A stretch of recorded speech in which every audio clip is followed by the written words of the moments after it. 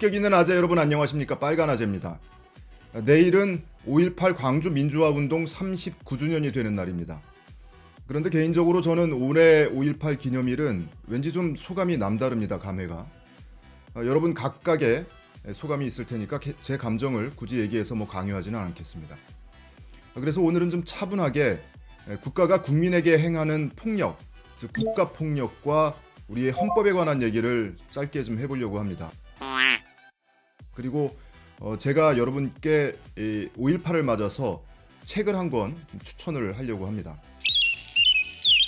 헌법과 법률의 목적은 흔히 오해하듯 국민을 통제하는 데 있는 게 아니라 오히려 국가 권력의 괴물화로부터 시민들을 보호하는 데 있습니다. 뭔가 띵 하시지 않나요? 이건 제 얘기가 아니고요.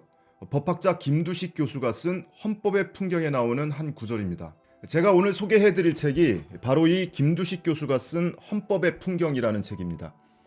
이 책이 출간된 지는 15년이 넘었습니다. 2004년에 처음 출간이 됐으니까요. 지금은 개정판이 나와서 이 표지도 바뀌어 있을 겁니다. 하지만 15년이 지난 지금도 여전히 바뀐 게 없기 때문에 여전히 유효한 책이라고 생각을 해서 이 책을 굳이 소개해드리려고 합니다. 여러분 혹시 판결문이나 공소장 읽어보셨습니까?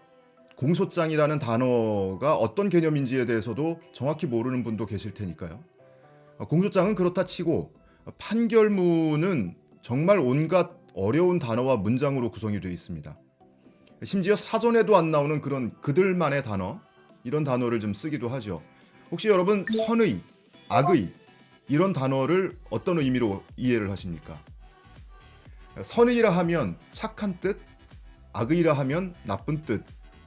우리가 흔히 이해하는 뜻은 그렇죠. 근데 법률 용어에서는 조금 다른 의미로 해석이 됩니다.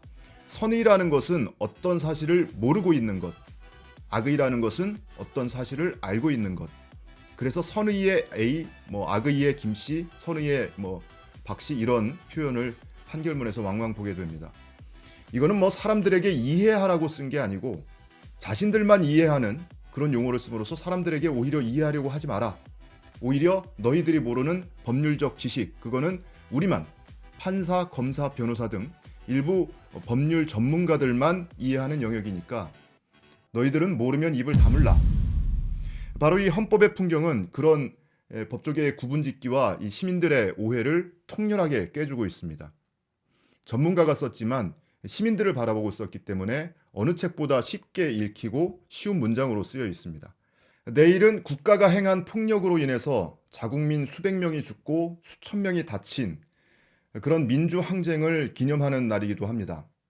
그런데 이 국가폭력이라는 것 5.18뿐만이 아니고 과거 권위주의 정권 하에서 벌어졌던 이 수많은 간첩 조작 사건들 오래 갈 것도 없습니다. 바로 직전 정권에서도 유우성 간첩 조작 사건이라는 사건이 있었죠. 여러분들 기억을 하실 겁니다. 그리고 그 밖에도 부마항쟁이라든지 용산 참사 그리고 얼마 전에 있었던 백남기 농민 사망 사건 등등등 멀리 갈 것도 없습니다. 어제 자유한국당 김현아 의원이 문재인 대통령을 한센병 환자에 비유를 해서 또 논란을 자초했습니다.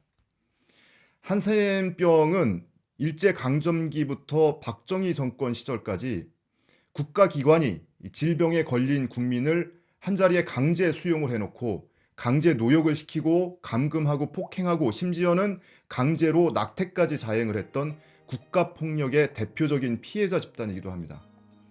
김연아 의원의 발언은 문재인 대통령을 모욕한 것이 아니라 바로 이 국가폭력의 당사자, 피해자였던 한센병 환자들을 모욕한 것에 다름이 아닌 것이죠. 헌법은 조금 전에 말씀드린 바와 같이 국가가 국민을 통제하기 위한 법이 아닙니다. 우리는 헌법을 두려워할 이유가 전혀 없는 것이죠.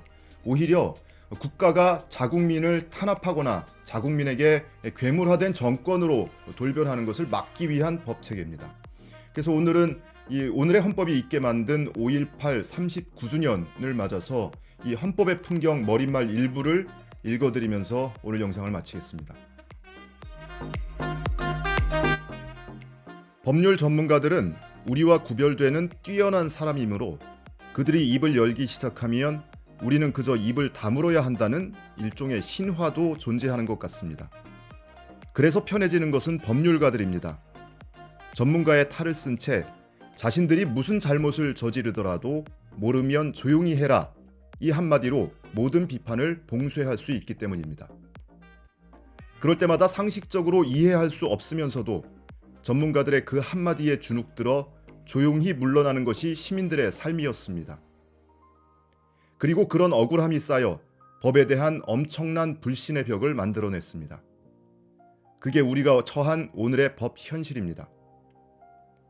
저는 그 벽을 조금이라도 허물어 보고자 이 책을 썼습니다. 이 책은 먼저 정의에 관해 이야기합니다.